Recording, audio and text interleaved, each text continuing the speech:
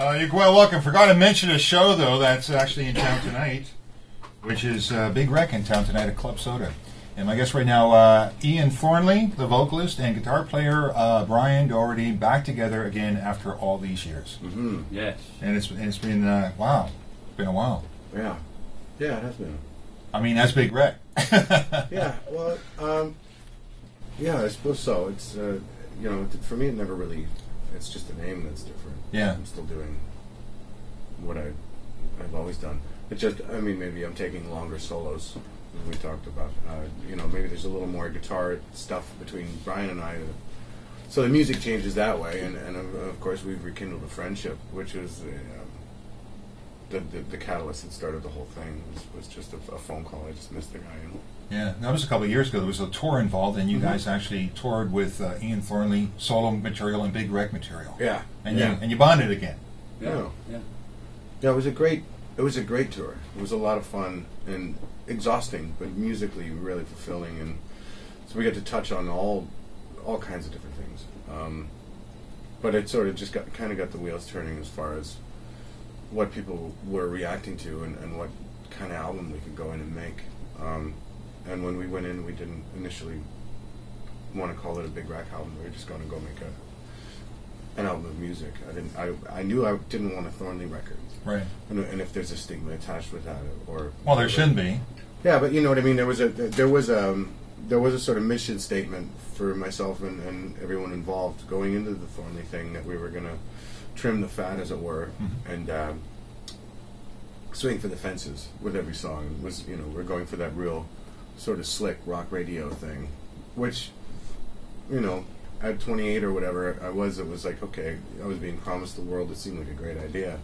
And then, of course, after a few years, you start to realize it's like a suit that doesn't quite fit. There's all these songs that are so slick and polished. When you're playing them live, they start to stretch out a little more, and there's guitar solos being added where they weren't stuff before. Yeah. And I'm like, well, maybe it's just like what naturally wants to come out comes out, and I think that's sort of where we are now. Because every show that we've been playing is like it just feels so comfortable and easy and natural, and nothing's forced. The initial impact of Big Wreck, though, in '97 with the first album. I mean, you had American airplay big time, Canadian airplay big time as well. A couple of huge hits. The second album, I'm not sure what happened there, but and then you sort of went solo. But the initial impact was huge. Yeah. It came out with a bit of a flash. It did, flashing. I don't know what happened. Were you guys based in Boston at the time? That's where you met, right? At Berkeley in Boston, going to music school there, learning how to be musicians. Kind of. Did it work? It was a great place to be, to just be surrounded by musicians all the time, to be in that environment. I mean, that's what you lived and breathed, right? But there's a difference between working musicians and guys going to school, though, isn't there? Yeah. Well, the saying, certainly back then, was like early to mid 90s. The saying was like, if you were any good, you probably weren't going to graduate. Right. Because you'd be on the road. You'd be doing stuff, right? Some guy, Wayne was always coming by and scooping guys up for his band, and it was just one of those, and even in the rock and roll game or whatever. So it's a hard road. If you do graduate, and then I think teaching, at least that's one of your options. Is you have a paper that says you can teach, and that Nothing to fall back on. Yeah. So it's a hard game, though, because you're still in the exact same boat as the guy who just got out of his garage and just started a band with hairdos, and that's it. We're talking to Ian Thornley and Brian Doherty of Big Wreck playing tonight at Club Soda. Brian, we're talking about the school, Berkeley in Boston, but you're teaching music now, aren't you? Somewhere in Ontario, you're set up there? Yeah, I did. Actually, outside of Sarnia, I have a home studio, and I had a ton of students for quite a while. I had about 40 or 45. Taught some RCM stuff, classical and theory and all that stuff. All the stuff I learned, Berkeley and before. Right. Is this where you guys did that studio sort of started working on this particular album, the Albatross album? No, I think that was probably my home studio. It's just there's a stockpile of probably hundreds of ideas by now, and it's just putting that record together was literally just going through and saying, well, what kind of record do we want, and then picking from the different piles.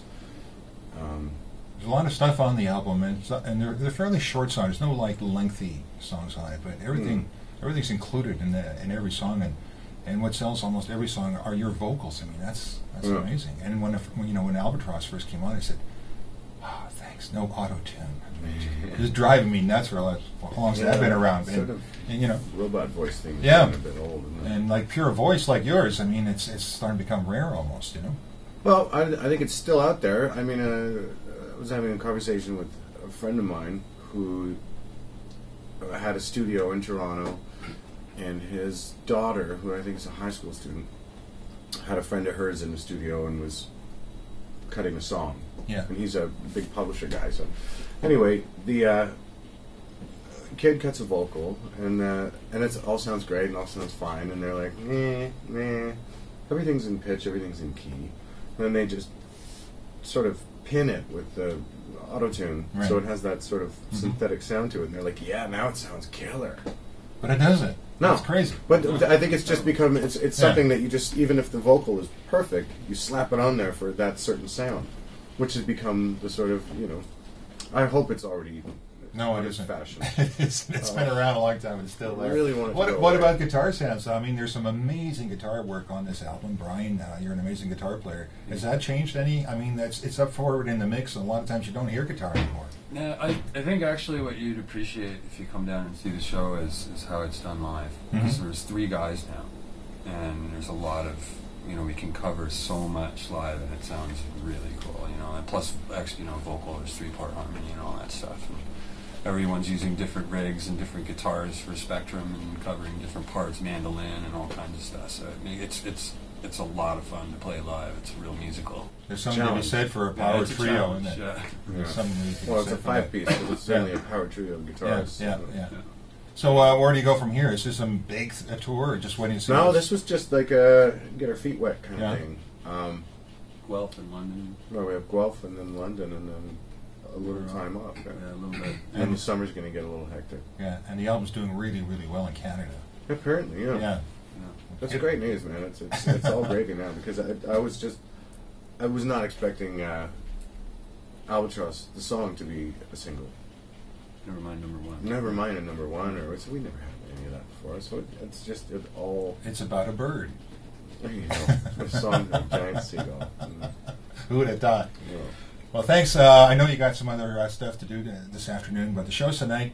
Club Soda. It's a very intimate place. It's a great place to play. It's cool down there. And are you coming back later on this year, maybe? Absolutely, if you'll have us. We'll have you. Yeah. Okay. Let's play that song that started the whole thing rolling from the title track from the album.